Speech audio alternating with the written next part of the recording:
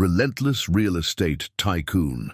Victor Hammond was determined to seize 78-year-old Ezekiel, Zeke Thornton's century-old family orchard, neither man suspecting that a long-forgotten wartime project concealed among the ancient apple trees would cause a military transport to land in those disputed fields, carrying the one person whose emergence would make the powerful developer visibly recoil in fear and forever change the destiny of Whispering Pines Valley.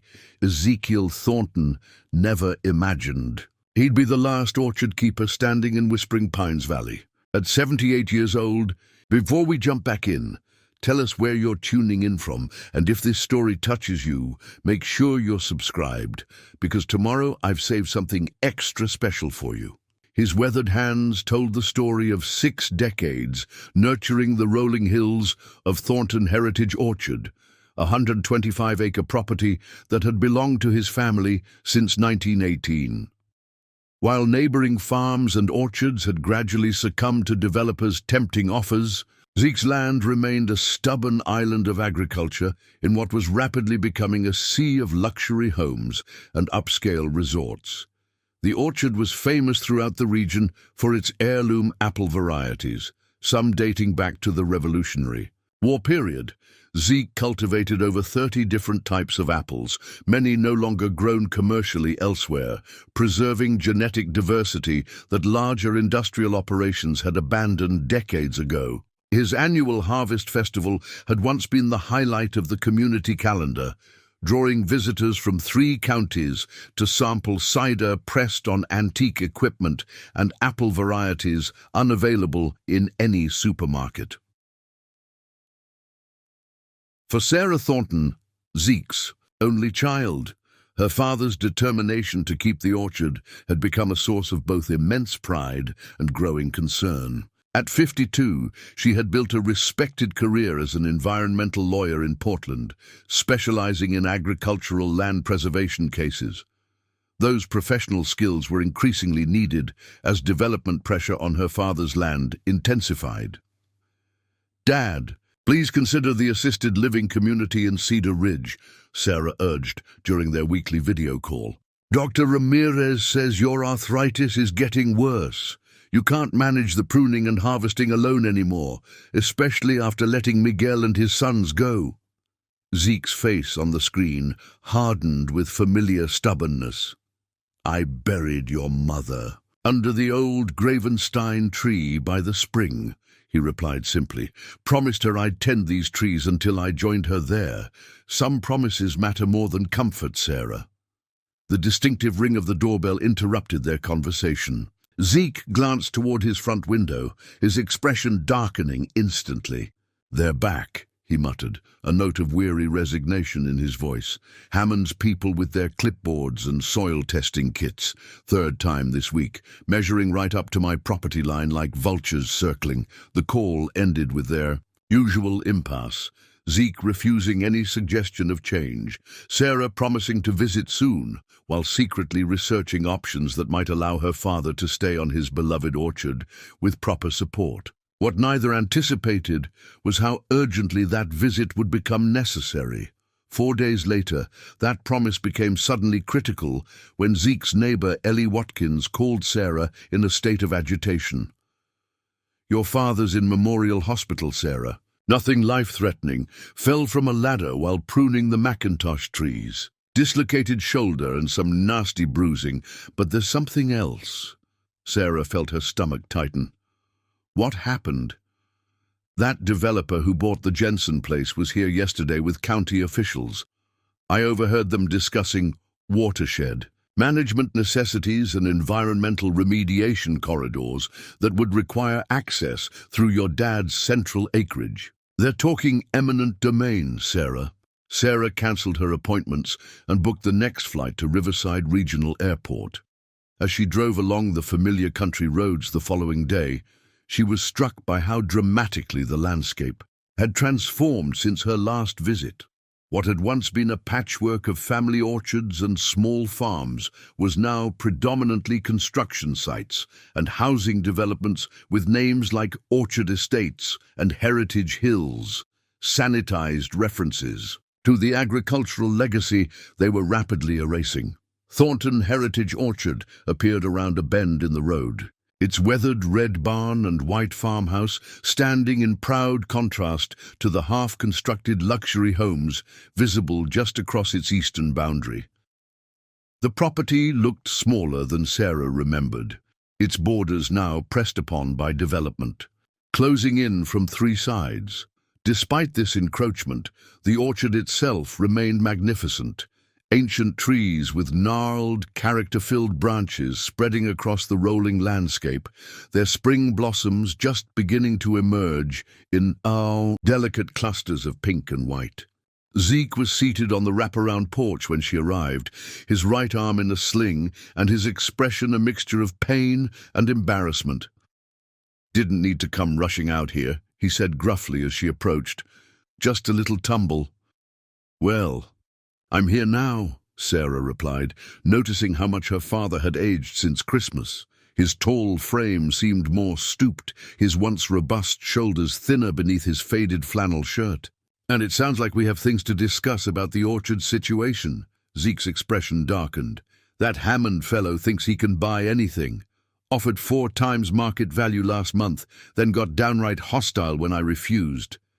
Now he's talking to county commissioners about watershed management and environmental corridors that would carve right through my best Macintosh and Honeycrisp sections." Sarah recognized the name immediately. Victor Hammond of Hammond Development Group, a regional powerhouse in luxury resort properties with a reputation for aggressive acquisition tactics and powerful political connections. She had faced his company in conservation cases before. "Let me see what they've sent," she said, slipping into her professional role. In the kitchen, stacks of official-looking letters covered the oak table that had been in the Thornton family for 4 generations. Sarah quickly sorted through them, her concern growing as she recognized the escalating legal pressure. The most recent document was a preliminary notification of environmental assessment for a potential water management corridor that would effectively divide the orchard in half. "This is strategic," she concluded, tapping the document with a practiced attorney's precision. "They're using the developments they've already built as justification for watershed infrastructure that would make the orchard commercially unviable, forcing you to sell." Zeke nodded grimly. "But there's something else. Last week, I caught men in unmarked trucks taking soil samples along the ridge by the spring. When I confronted them, they claimed to be from the county environmental department, but wouldn't show identification. I called the county later. They hadn't authorized any testing. Did you report it?" Sheriff's deputy took a report, but nothing came of it. Said without proof of trespassing damage, there wasn't much they could do. Zeke's face showed resignation. "Things have changed, Sarah. These orchards used to matter. Food security, genetic diversity, community heritage.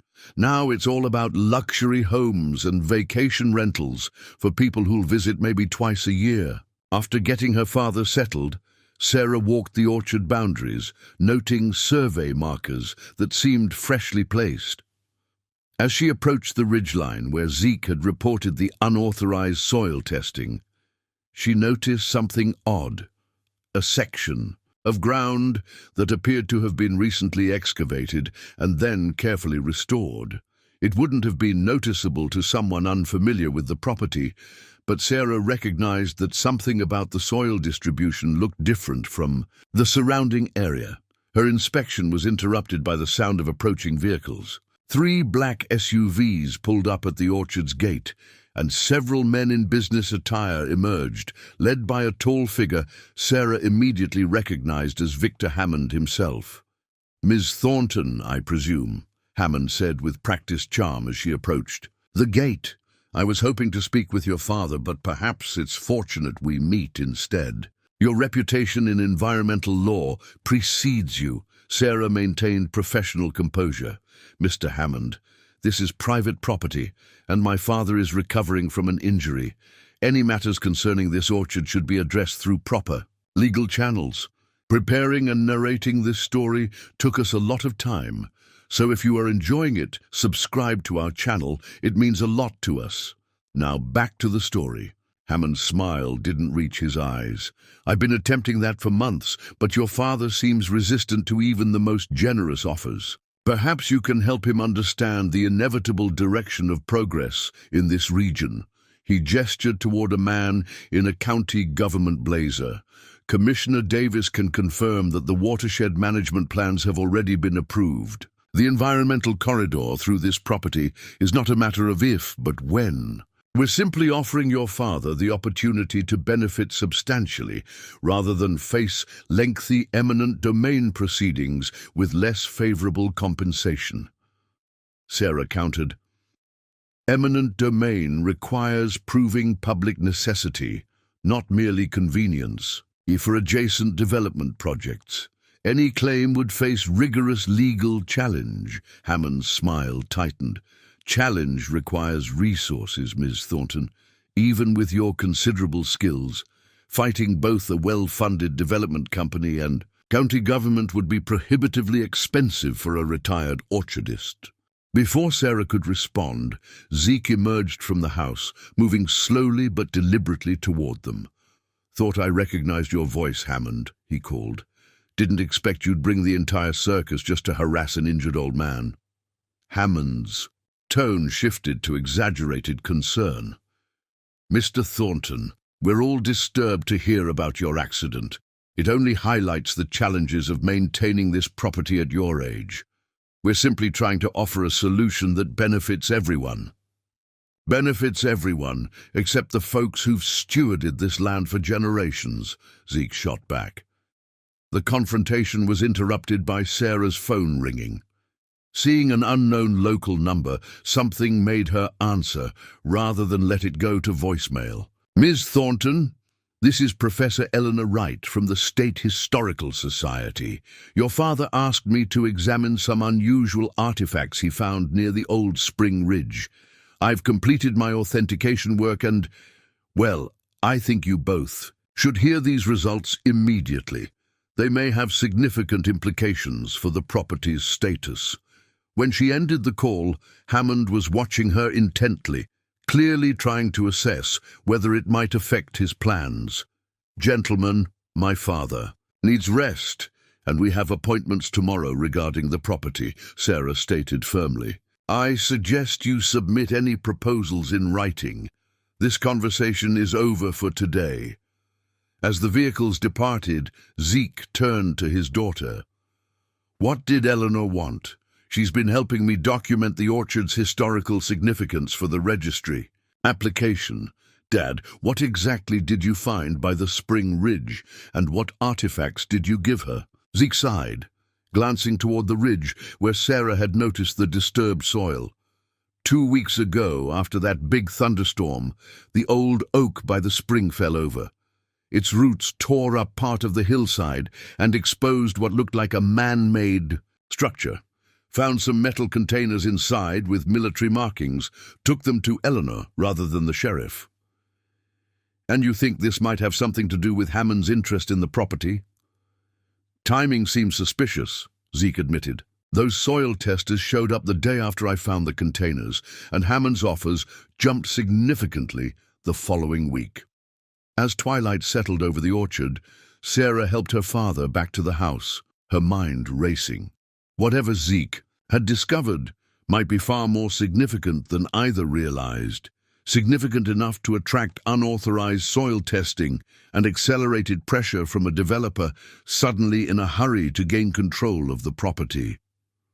What neither could know was that the contents of those metal containers would soon draw attention far beyond a county developer.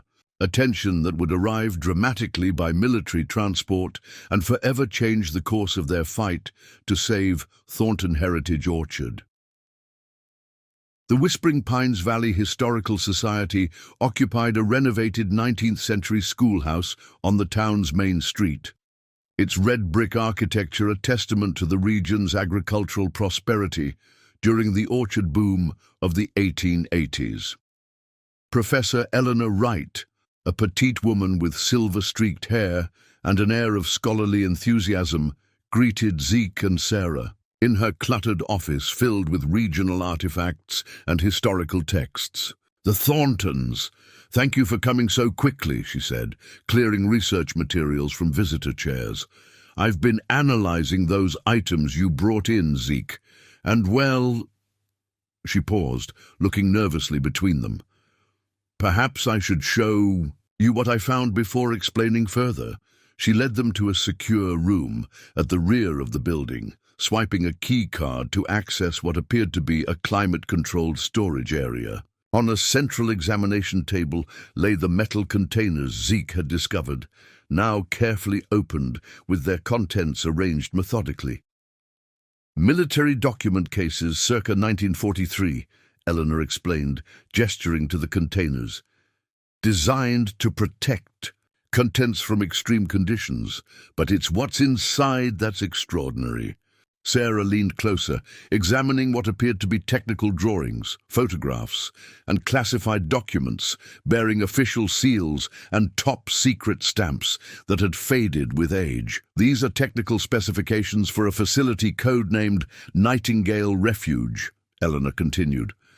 "Based on my analysis, your orchard sits directly above what appears to have been a secure communications bunker constructed during World War II. Not just any bunker, but what these documents describe as a strategic command reserve station." Zeke furrowed his brow. "You're telling me there's some kind of military bunker under my orchard? That can't be right. My grandfather never mentioned anything like that, and he bought the property in 1918. "That's what makes this so fascinating," Eleanor replied, her academic enthusiasm breaking through. "According to these documents, the facility was built in absolute secrecy in 1943, using an existing natural spring cave system. Even the property owner, your grandfather, wasn't fully informed. The government established a classified easement through wartime security provisions." She pointed to an official-looking paper with multiple signatures. "This document indicates a perpetual security covenant on the subterranean facility regardless of surface ownership changes." Sarah, her legal mind racing, immediately grasped the implications. That would mean any development affecting the subsurface structure would require federal security clearance and approval. "Precisely," Eleanor finished, nodding vigorously, "and potentially trigger historical preservation statutes given the facility's significance to World War II history, so Hammond can't build his water management corridor through the property," Zeke concluded, hope creeping into his voice. "Not legally," Sarah cautioned, "but this explains the unauthorized soil testing and Hammond's sudden urgency. Someone must have tipped him off about the facility's existence. He wants to secure control of the property before this information becomes officially known." Eleanor appeared uncomfortable. "There's more. The facility wasn't merely abandoned after the war like many such installations. According to final documents, in the case dated 1982, it was decommissioned, but specifically left intact as a secondary continuity resource. The technical term they use is mothballed. Technically, it still falls under federal protection." "Have you reported this to any authorities?" Sarah asked. "That's why I called you immediately," Eleanor replied. "Given the classified nature of these materials, I'm obligated to notify the proper federal agencies. I submitted a secure information request to the National Archives and Department of Defense Historical Division last night.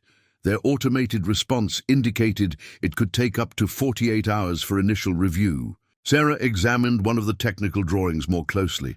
"These look like ventilation shafts extending to the surface. Have they been sealed?"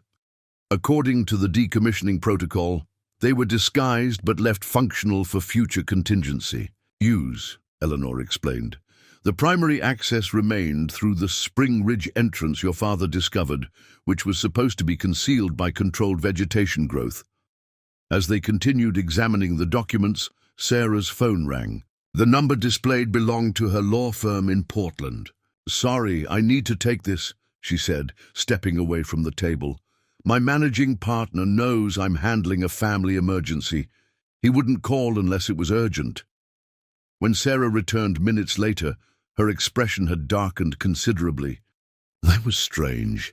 My firm just received a call from someone claiming to represent Hammond Development Group, asking if I'm formally representing my father in a potential real estate matter. When my partner said client relationships are confidential, the caller suggested that my involvement might constitute a conflict of interest with our firm's other clients." "That's a pressure tactic," Zeke observed. "Hammond's trying to cut off your legal support." "It's more than that," Sarah replied. "They've somehow learned I'm here helping you, which means they're monitoring our movements. And they're trying to intimidate my firm, which works with several large development companies on environmental compliance issues." Their conversation was interrupted when Eleanor's assistant knocked urgently on the door. "Professor Wright, there. Are some men here from the county assessor's office. They're asking to see any recent historical documentation regarding the Thornton property. They have what they claim is an official request form." Eleanor looked alarmed. "I never received any official notification." She turned to Sarah and Zeke. "This isn't normal procedure. The county doesn't send officials in person for historical records." "Don't let them in," Sarah said quietly. "Tell them all research materials require a formal written request and standard processing time. If they persist, ask for credentials and documentation of their authority to access archival materials." As Eleanor left to handle the visitors, Sarah quickly photographed several key documents with her phone. "We need copies of everything for protection. If Hammond has influence with county officials, they might try to confiscate or restrict access to these records." Zeke watched his daughter with growing concern. "Sarah, what exactly are we caught in the middle of here? This is starting to feel bigger than just a developer wanting my land." "I'm not sure," Sarah admitted, continuing to document the materials. "But the presence of a secret government facility, even a decommissioned one, under your property changes everything. If Hammond knew about this before making his offers, he might be after more than just land for luxury homes." By the time Eleanor returned, looking visibly shaken, Sarah had finished photographing the essential documents. "Those weren't county employees," Eleanor reported. "When I asked for formal credentials, they became evasive and left. My assistant noted their vehicle didn't have government plates despite their claims." "Hammond's people," Zeke said grimly, "testing how much we know." Sarah nodded. "Professor Wright, I think you should expedite your contact with federal authorities. This situation is escalating faster than we anticipated. In the meantime, is there somewhere secure these materials can be stored? Somewhere not obvious? I can move them to the university's special collections vault. I have research privileges there, and their security is considerably more robust than ours." "Do it today if possible," Sarah advised. "And be careful. You may be under observation." As they left the Historical Society through a rear entrance to avoid potential watchers, Sarah noticed a dark sedan parked across the street, its occupants suspiciously attentive to the building's main entrance. "We're definitely being monitored," she murmured to Zeke as they walked briskly to her rental car. "We need to be careful what we say over phones or anywhere that might be overheard." Back at the orchard, Sarah helped Zeke into the house before conducting a careful examination of the property boundaries. The orchard's isolation, once a source of peace for her father, now felt unnervingly exposed. From certain vantage points, she could see vehicles parked on adjacent development land, positioned with clear views of the farmhouse and main access roads. "They're not even trying to hide their surveillance anymore," she told Zeke after completing her inspection. "There are at least 3 observation points set up around the property." Zeke sank heavily into his favorite chair. All this for a broken-down old orchard. What does Hammond really want with this land? Sarah was formulating a response when her phone chimed with an incoming email from an address she didn't recognize. The subject line read simply, "Regarding Nightingale Refuge Facility. Urgent." With Zeke watching anxiously, she opened the message. "Ms. Thornton, your recent inquiries regarding certain historical infrastructure on the Thornton heritage property have been flagged for national security review. As a courtesy, I'm reaching out unofficially before formal channels engage.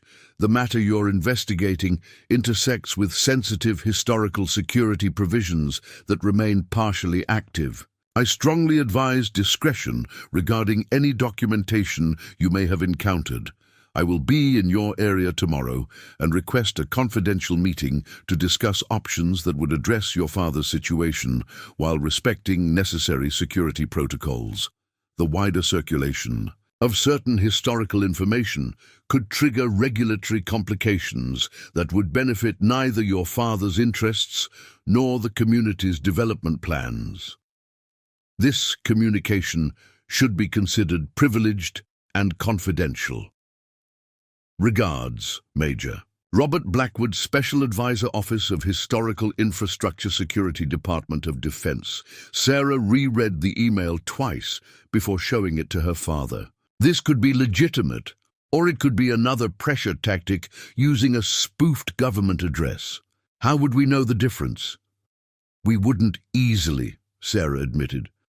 But a real government representative wouldn't typically reach out unofficially via unsecured email about a matter involving national security. This reads more like someone trying to establish back-channel communication to keep the situation quiet. She began typing a careful response, requesting official credentials and clarification of the sender's authority to discuss classified matters, but was interrupted by a notification of another incoming email. This one from Professor Wright, Sarah, and Zeke. Two significant developments. I've secured the materials in the university's Special Collections Vault under a research embargo that restricts access. I received a response from my National Archives inquiry much faster than expected. A senior archivist called personally to ask detailed questions about what specifically was discovered at your property. When I described the Nightingale refugee designation, there was a noticeable shift in tone. I was asked to secure all materials immediately and told a specialized historical assessment team would make contact within 24 hours. The archivist emphasized this should be handled with appropriate historical sensitivity and that unauthorized development activity affecting the site should be documented and reported. Something about this situation has triggered high-level attention. Proceed with caution, Eleanor as. Sarah finished reading this message aloud. The distinctive sound of helicopters became audible in the distance, growing steadily louder. That's not agricultural spraying, Zeke said, moving to the window with surprising agility despite his injured shoulder. Those sound like military aircraft.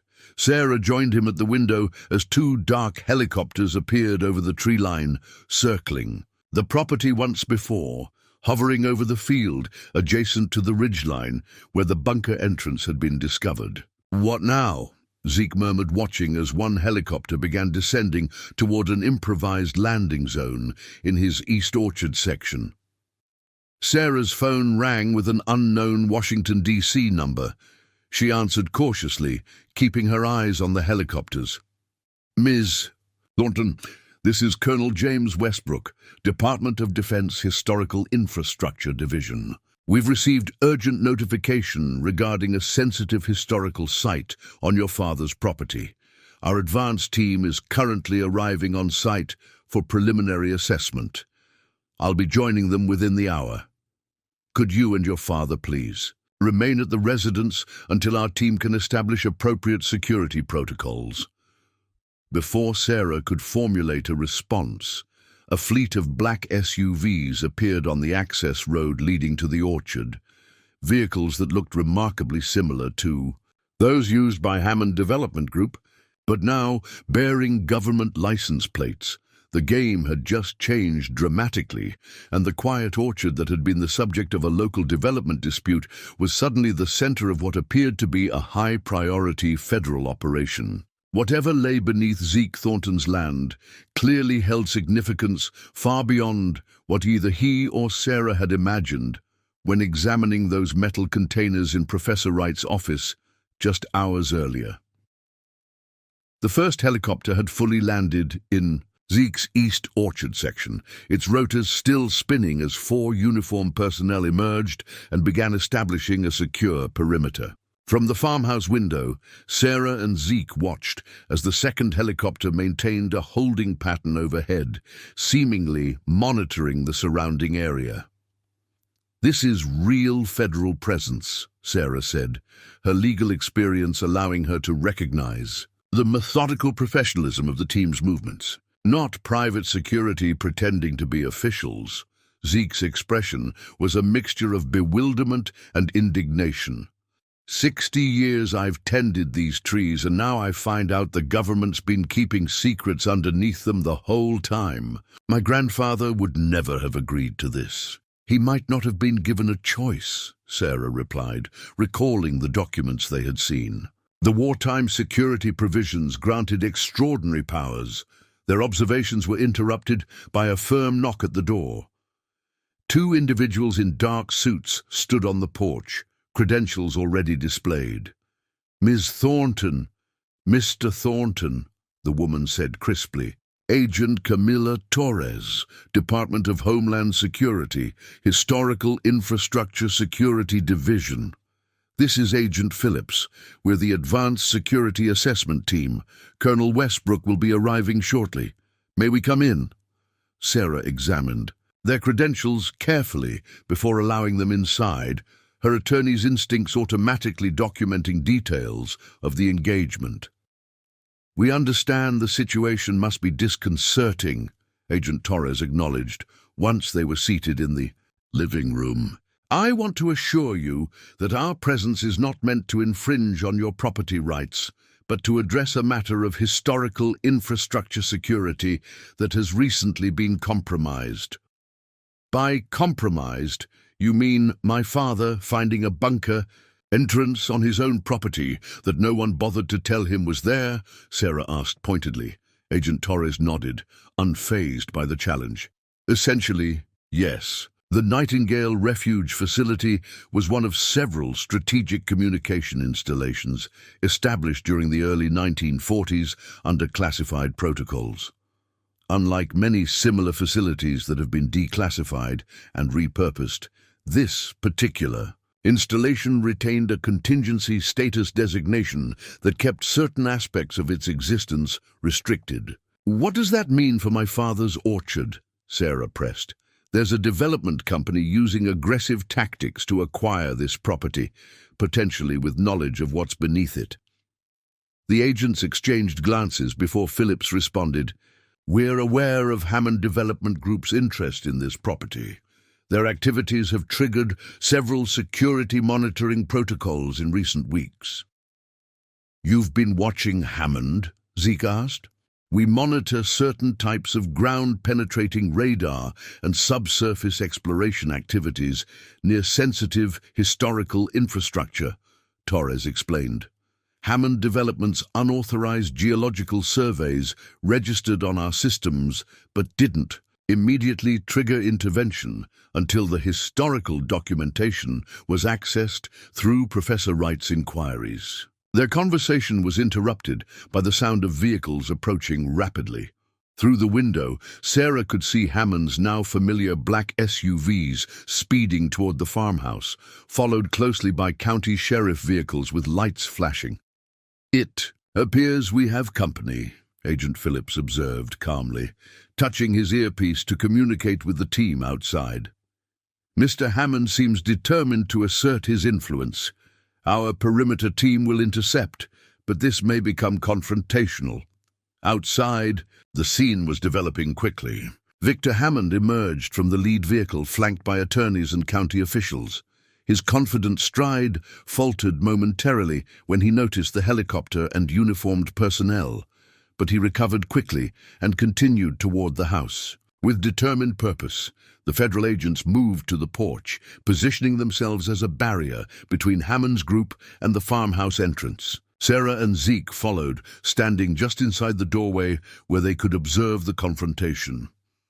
"This property is currently under federal security assessment," Agent Torres announced formally as Hammond approached. "Access is restricted.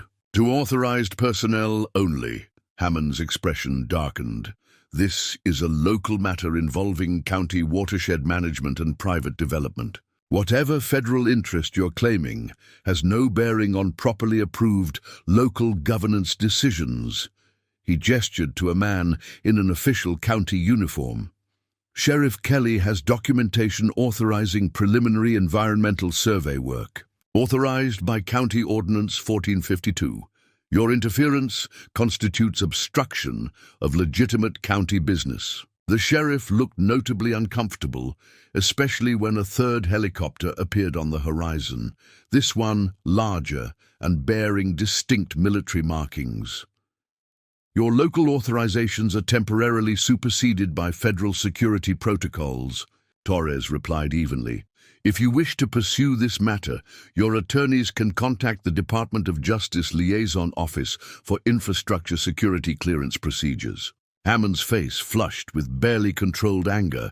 "I've invested millions in development planning based on county-approved projections.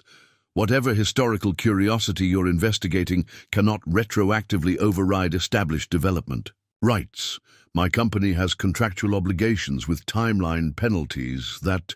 He was interrupted by the arrival of the third helicopter, which settled onto the makeshift landing zone with practiced precision. The aircraft bore no civilian markings, instead displaying the distinctive olive drab of military transport with subdued governmental insignia. As its rotors slowed, the side door opened to reveal several military personnel in formal dress uniforms, followed by a distinguished older man in a tailored suit. The atmosphere shifted palpably as the group approached, even Hammond's attorneys straightening their postures in unconscious response to the clear authority they projected. "Colonel Nathan Westbrook," announced the older man, displaying credentials. To the assembled group, "Department of Defense Historical Infrastructure Security Division," he indicated a tall, silver-haired woman who stepped forward from the helicopter escort. "And this is General Catherine Martinez of the Strategic Continuity Command." Sarah noticed Hammond's complexion suddenly pale, his previous confidence evaporating as he recognized the woman. General Martinez studied Hammond with cool assessment, before turning to acknowledge Zeke and Sarah with a respectful nod. "Mr. Thornton, Miss Thornton," Martinez said, her voice carrying the practiced authority of someone accustomed to crisis management. "Thank you for your cooperation in this sensitive matter. I apologize for the dramatic entrance, but the situation evolved rapidly once we received confirmation of exactly which facility had been compromised." She then turned her full attention to Hammond, who had regained some composure but remained noticeably tense. "Mr. Hammond, this is an unexpected context for our reunion." "General Martinez," Hammond acknowledged stiffly. "My company's development plans have all necessary local approvals. Whatever historical interest the property holds can surely be addressed through reasonable accommodation during the development process." Martinez's smile didn't reach her eyes.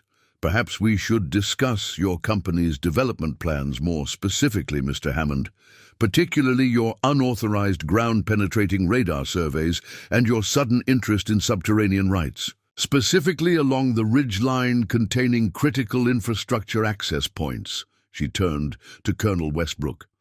"Colonel, please escort Mr. Hammond to our mobile command center for a detailed discussion about classified infrastructure protocols and the penalties for attempting to access secured historical assets without proper clearance." As Hammond was led away, protesting about legitimate business interests and overreach of federal authority, Martinez addressed Zeke and Sarah directly. Mr. Thornton, would you and your daughter join me inside? We have important matters to discuss regarding your property and its unique historical significance. Once seated in Zeke's modest living room, General Martinez's formal demeanor softened slightly. First, let me be clear. Your ownership of this land is not in question. The surface rights have always remained with the deed holder. What complicates matters is the classified subterranean easement established in 1943. An easement my grandfather never agreed to, Zeke noted. Correct, Martinez acknowledged. During World War II, certain national security provisions allowed for classified infrastructure development without standard disclosure. Your grandfather was apparently selected because of his military service record and security clearance status from his work with the Army Corps of Engineers. Sarah leaned forward. Are you saying my great-grandfather was chosen deliberately? According to our records, yes. Thomas Thornton's orchard provided ideal geological conditions, while his personal background offered security advantages. He was approached for a different purpose, an agricultural research program that provided cover for the initial surveys. The decision was made not to disclose the facility's true nature even to him, but to rely on his established security clearance to reduce risk. Zeke shook his head in disbelief. So what happens now? Hammond won't simply back down because federal agents showed up. Mr. Hammond's situation is more complicated than you realize, Martinez replied with a hint of satisfaction. His development company recently secured several government contracts for infrastructure projects in other states. Those contracts include security clearance requirements that he appears to have violated by authorizing intrusive surveys near a classified facility after receiving initial warning notifications. You knew he was investigating the bunker? Sarah asked. We monitor certain types of activities near all sensitive historical infrastructure. Hammond Development triggered automated security alerts 3 weeks ago with their ground-penetrating radar work. They received standard deterrence notifications, which they ignored. What elevates this beyond a simple security matter is evidence suggesting Mr. Hammond was specifically targeting the facility, not simply planning normal development. Martinez removed a tablet from her briefcase and displayed a series of emails and documents.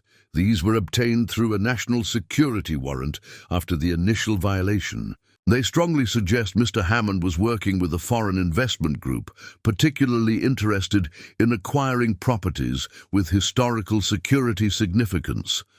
Sarah reviewed the documents with growing alarm. He was knowingly trying to gain control of a former government facility for foreign interests. That's potentially treasonous. Perhaps, Martinez finished calmly, though proving criminal intent rather than merely unethical business practice is challenging. What's certain is that his security clearance for government contracts will be revoked pending full investigation. Zeke leaned back in his chair, processing the implications. So my orchard is safe from his development plans? More than safe, Mr. Thornton, Martinez replied, with the first genuine smile they'd seen. Your property has now been formally recognized under the Historical Infrastructure Preservation Program. This designation provides substantial tax benefits and conservation incentives while ensuring the historical significance of the site remains protected. She handed Zeke an official folder. This contains the formal designation documents, along with information about available support programs, including agricultural heritage grants that many participants use to modernize their operations, while maintaining historical integrity. Zeke examined the documents with cautious optimism. This would let me keep the orchard with considerably more resources at my disposal? With considerably more resources at your disposal, Martinez confirmed. The program includes technical assistance, equipment modernization grants, and operational support specifically designed for properties with historical infrastructure significance. Many participants find they can transition to more sustainable and less physically demanding agricultural models while preserving their family legacy. Sarah, reviewing the legal aspects of the documents, looked up in surprise. These benefits are substantial. Why offer so much?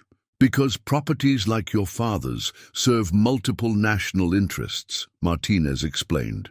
They maintain essential historical infrastructure access, preserve agricultural heritage, and provide environmental buffer zones around sensitive sites. The program recognizes that private stewards like your father are far more effective than government management could ever be. The conversation was interrupted by Colonel Westbrook's return. He spoke quietly to Martinez, who nodded with satisfaction before addressing Zeke and Sarah again. It appears Mr. Hammond has had a change of perspective regarding his development plans. After reviewing the evidence of his company's activities and the potential implications for his government contracts, he has agreed to withdraw all claims and interest in adjacent properties.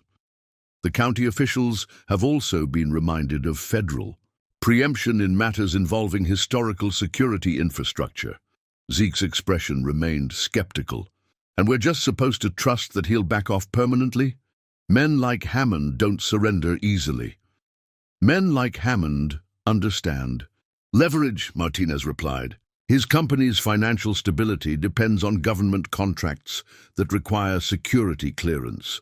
That clearance now hangs by a thread, contingent on his full cooperation. Additionally, we've implemented enhanced monitoring protocols for all properties surrounding this historical site. She rose to leave, extending her hand to Zeke. Mr. Thornton, your family has unknowingly helped safeguard an important piece of American history for generations.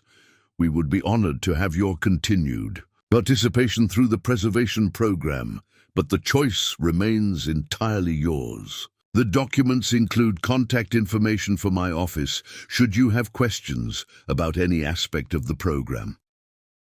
As Martinez and her team prepared to depart, Sarah walked with them to the waiting helicopter. There's one thing that doesn't make sense, she said privately to Martinez. The response to this situation seems disproportionate. Helicopters, high-level officials, immediate intervention. What aren't you telling us about what's underneath my father's orchard? Martinez studied Sarah thoughtfully before responding. The Nightingale Refuge Facility was unique among wartime installations. Most were eventually decommissioned completely or repurposed. This one remained designated as a contingency resource, because it contained something that couldn't be easily relocated, a direct hardline communication system to similar facilities that remains functional despite being technologically outdated. In crisis planning, redundancy often depends on technologies too basic to be vulnerable to modern disruptions. So there's still active government equipment under the orchard. Active would be an overstatement, Martinez clarified. Perhaps preserved is more accurate. Think of it as a historical resource that retains potential utility in extremely unlikely scenarios.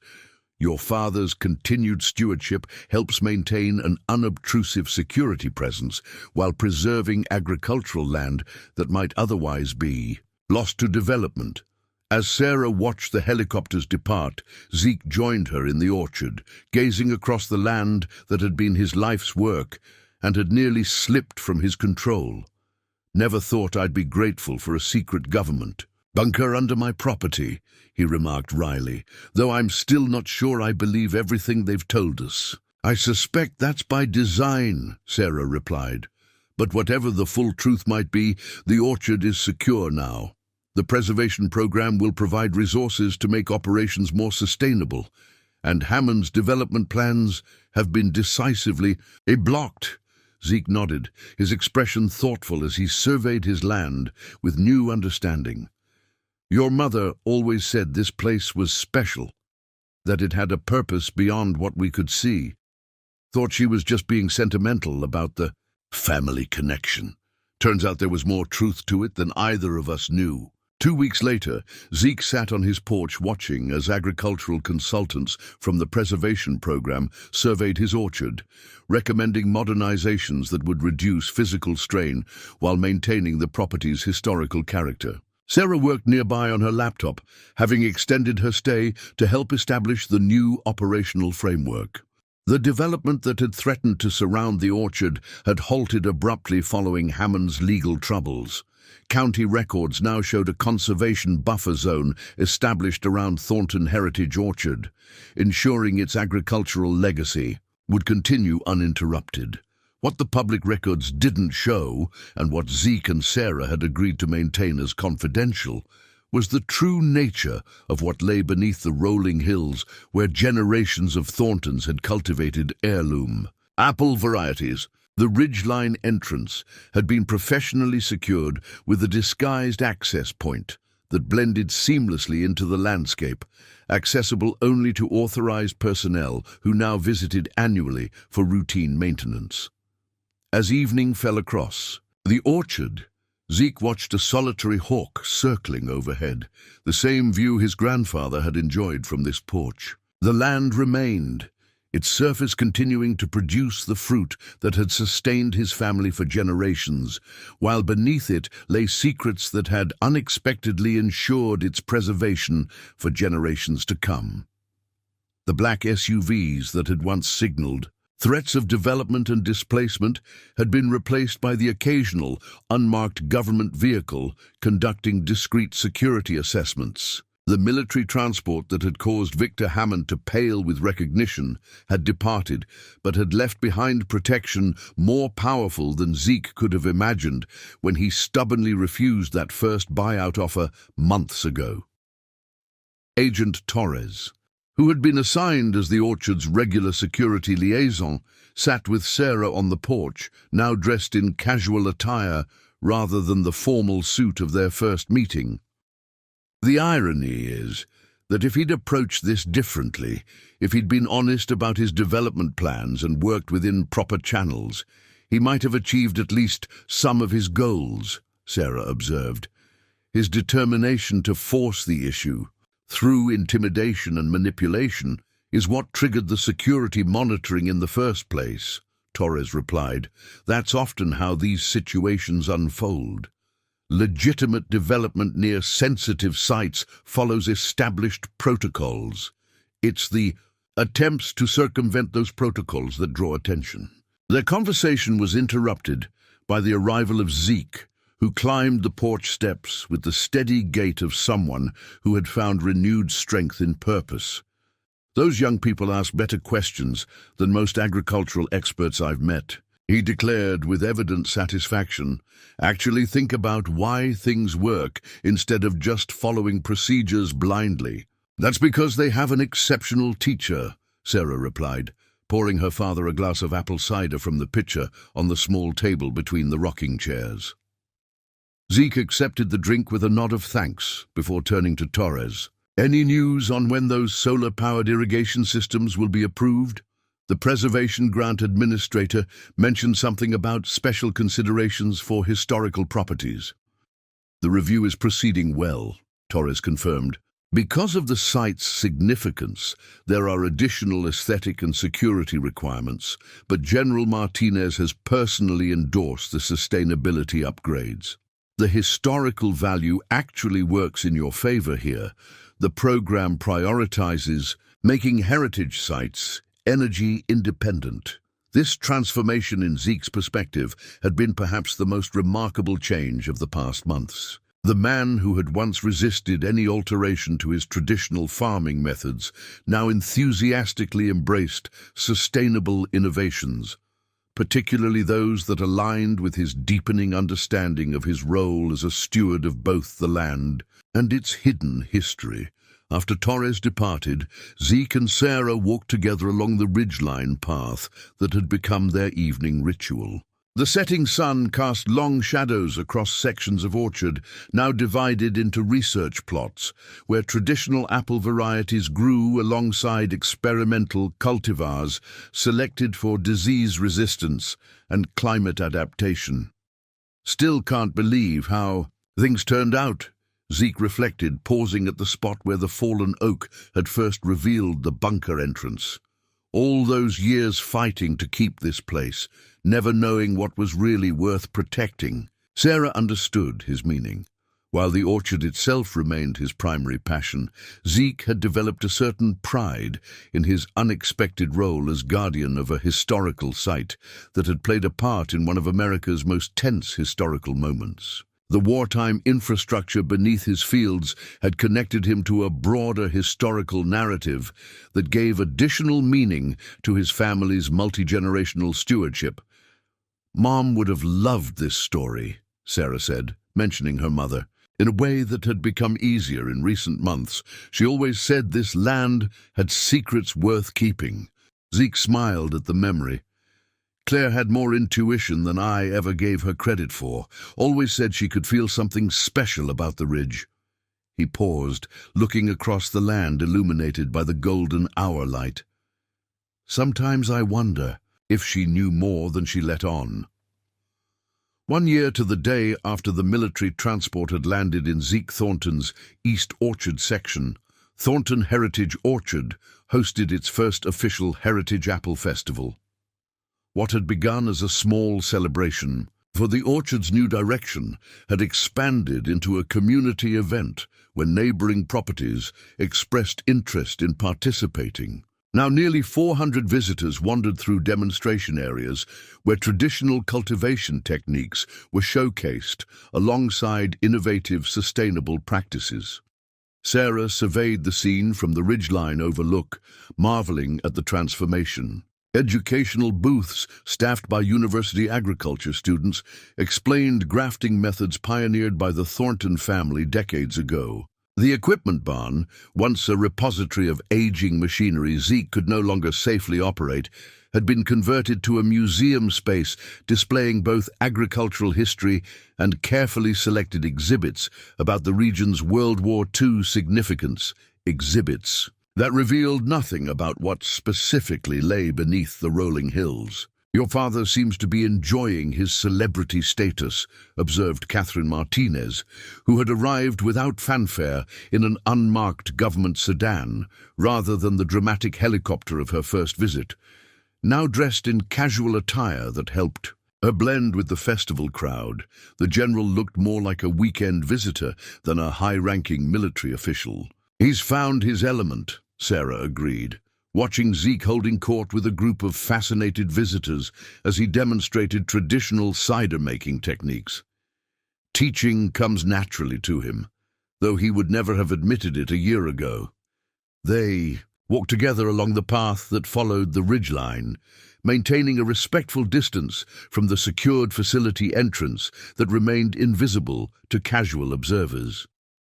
The autumn colors painted the landscape in brilliant hues, nature's celebration of the harvest season complementing the human festivities below. "The Nightingale Project has become something of a case study within our department," Martinez remarked, after ensuring they were beyond earshot of other visitors. "Most historical infrastructure sites remain purely technical assets, maintained but disconnected from community engagement. This integration of security protocols with public education and agricultural preservation has created a model we're considering implementing at other locations." Sarah wasn't entirely surprised. Over the past year, the orchard had hosted not only agricultural students, but also discreet visits from government officials who seemed more interested in observing the operational model than in the facility itself. The balance struck between security requirements and public benefit had clearly impressed those responsible for similar sites elsewhere. "It helps that my father genuinely believes in both missions now," Sarah replied. "Preserving agricultural heritage and protecting historical infrastructure have become intertwined purposes for him. Each gives meaning to the other." Martinez nodded thoughtfully. "That alignment of purpose is what makes this arrangement so effective. Your father's commitment to the land transcends the specific reason for its protection, The why matters less than the fact of preservation itself. As they rounded a bend in the path, they encountered Miguel Ramirez, the former orchard worker whom Zeke had been forced to let go during leaner times. Now officially the assistant orchard manager, Miguel had proven himself not merely a skilled worker, but a bridge between generations, respecting Zeke's traditional knowledge while implementing sustainable innovations that reduce the operation's environmental impact. General Martinez. Miguel greeted her with the casual respect of someone who had interacted with government officials frequently enough to be comfortable in their presence. "We've just activated the new monitoring system for the heritage apple vault. The climate control is maintaining optimal preservation conditions while using 40% less energy than projected. This seed vault, a secure underground storage facility housing heirloom and endangered apple varieties, had been established as part of the orchard's educational mission. What visitors didn't know was that its advanced security and climate control systems shared infrastructure with the classified facility, creating efficiencies that benefited both operations. "Excellent progress," Martinez acknowledged. "The integration of preservation technologies with sustainable energy systems has significant implications for similar projects." 5 years had passed since the day Victor Hammond's black SUVs had surrounded Zeke Thornton's farmhouse with threats of imminent development.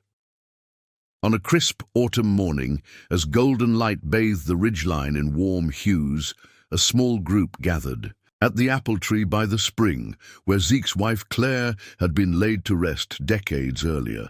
Zeke himself, now 83, sat in a wheelchair positioned carefully on the flat ground beside the memorial stone, Sarah standing supportively behind him. The occasion was bittersweet. The official dedication of the Thornton Family Agricultural Research Center, a state-of-the-art facility constructed on a previously underutilized section of the orchard.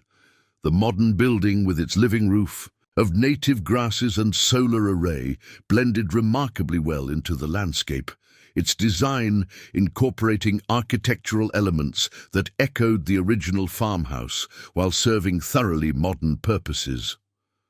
My father would have been speechless. Sarah addressed the assembled group, which included university officials, government representatives, and community members. 5 years ago, he was fighting simply to keep this land from being carved up for development.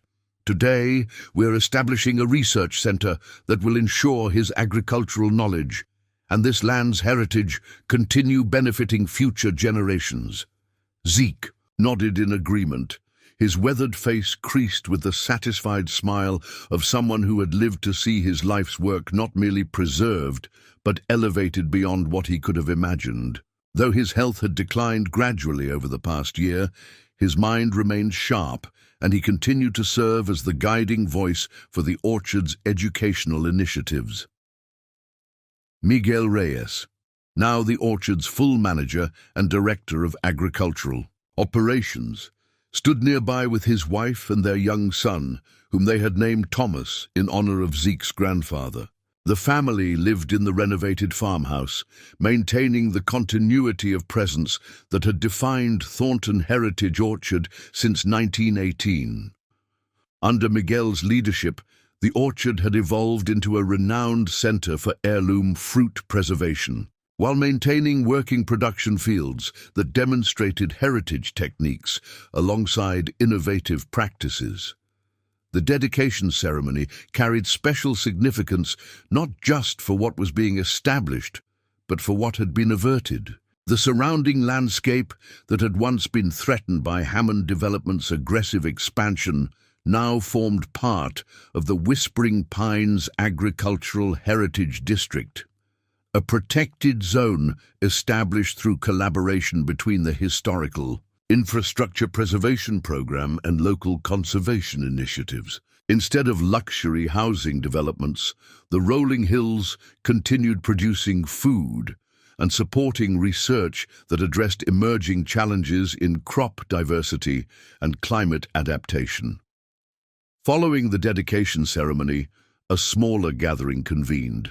Inside the facility's conference room, here, beneath a portrait of Thomas Thornton that had been enhanced and restored from historical photographs, General Martinez addressed the limited audience that possessed security clearance for the days. Second, more private recognition.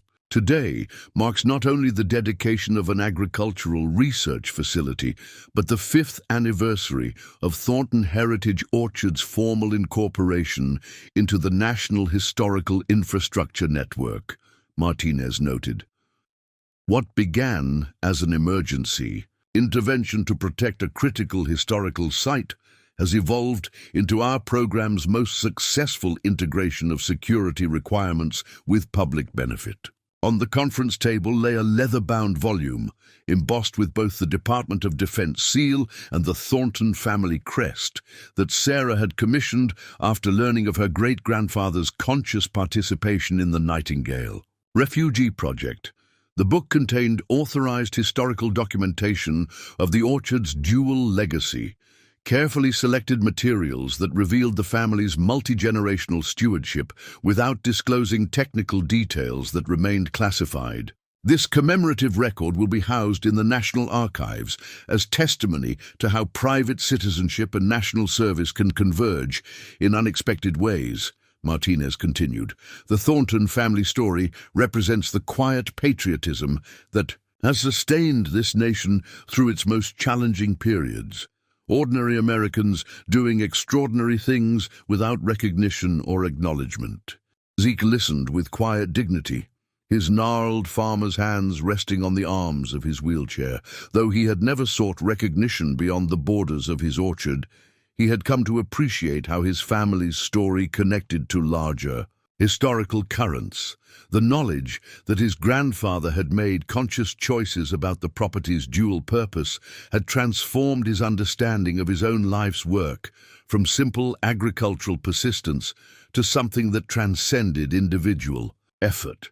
After the gathering dispersed, Sarah accompanied her father back to his private residence, a single-story accessible home constructed adjacent to the main farmhouse when Zeke's mobility had begun to decline.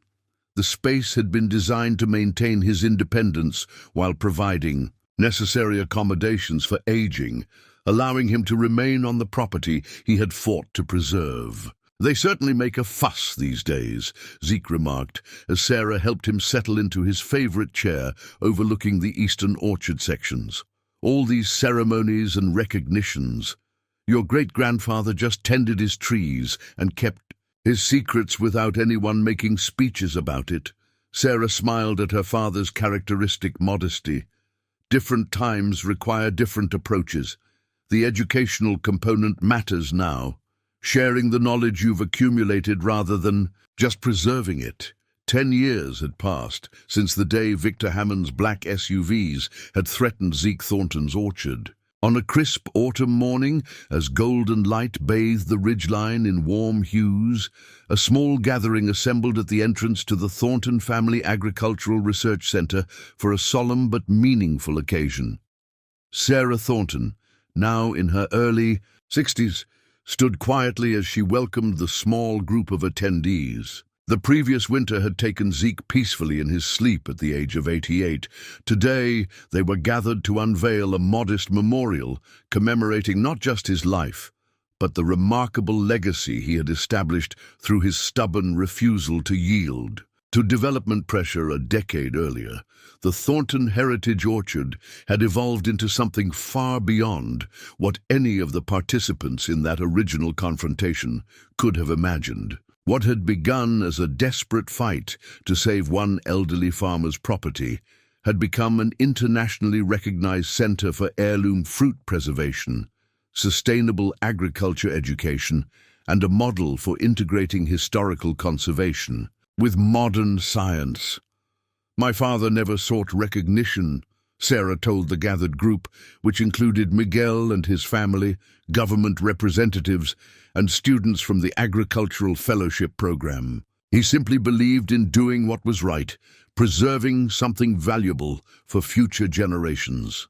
What began as a personal commitment to the land he loved expanded into something that now touches lives around the world.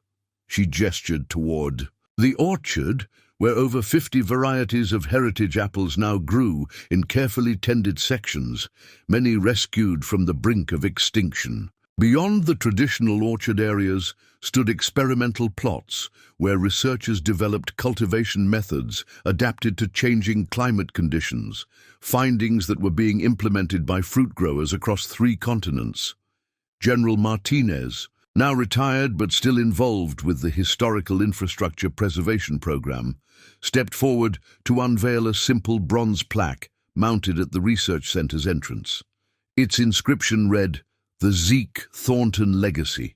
In this orchard, one man's stand against development preserved not only heirloom apple varieties, but an essential piece of American history."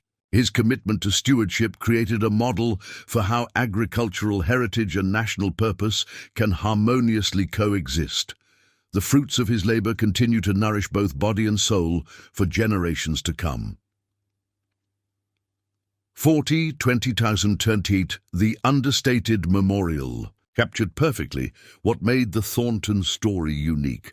Not just what had been saved, but what had been created through the crisis that had nearly destroyed it. The classified facility that remained beneath the rolling hills of the orchard continued its quiet service, now seamlessly integrated with the sustainable technologies that powered the research operations above ground. What had once been a vulnerability, an elderly farmer struggling alone to maintain a fading agricultural tradition, had been transformed into a resilient model of intergenerational collaboration, with Miguel's family and a rotating cohort of fellows ensuring that both the trees and the knowledge of how to tend them would outlast any individual caretaker. As the memorial ceremony concluded, Sarah walked alone to the ridgeline path that she and her father had traveled so many times. The trees were laden with fruit, a tangible reminder of the cycle of renewal that continued regardless of human drama or intervention. The secret beneath them remained secure, just as her father's legacy remained vibrant in the living laboratory the orchard had become. The 20th anniversary of what locals now called the Thornton Stand dawned with perfect autumn clarity. The Thornton Heritage Orchard Annual Harvest Festival had become one of the region's most anticipated events, drawing visitors from across the country to celebrate the intersection of agricultural tradition and innovation. Thomas Ramirez, Miguel's son, now a young man of 25, with degrees in both pomology and environmental science, stood at the podium erected near the research center. As the third-generation steward of the orchard, though not by blood, he addressed the assembled crowd with the same quiet passion that had characterized Zeke's approach to the land. 20 years ago today, this orchard stood at a crossroads, Thomas began. Development pressures threatened to erase not just the trees, but the knowledge, history, and purpose they represented. What no one could have anticipated was how that moment of crisis would transform not just this property, but our understanding of what agricultural heritage truly means. He gestured toward the ridgeline, where the carefully disguised access point to the Nightingale Refuge facility remained invisible to all but those who knew exactly where to look. What had once been a closely guarded secret was now acknowledged in carefully worded historical markers as a site of strategic significance during World War II. Revealing enough to honor the history while maintaining necessary discretion about specific details. Sarah Thornton, now in her 70s but still sharp and engaged, watched from a seat of honor near the podium. The legal career she had once used to defend the orchard had evolved into a specialization in agricultural preservation law that had helped dozens of similar properties across the country establish protected status. The Thornton model of integrated preservation was now taught in university programs studying sustainable land management. As the ceremony concluded, Sarah walked slowly through the orchard rows, trailing her fingers along the bark of trees she had known since childhood. Some were new varieties developed in the research center, but many were the same ancient specimens her father had tended with such devotion, living links to a past that had almost been erased, but instead had become the foundation for an unexpected future. The military transport that had landed so dramatically 20 years earlier had long since departed, but its impact remained in the transformed landscape of possibilities that stretched before Thornton Heritage Orchard for generations to come. Up next, you've got two more standout stories right on your screen. If this one hit the mark, you won't want to pass these up. Just click and check them out. And don't forget to subscribe and turn on the notification bell so you don't miss any upload from us.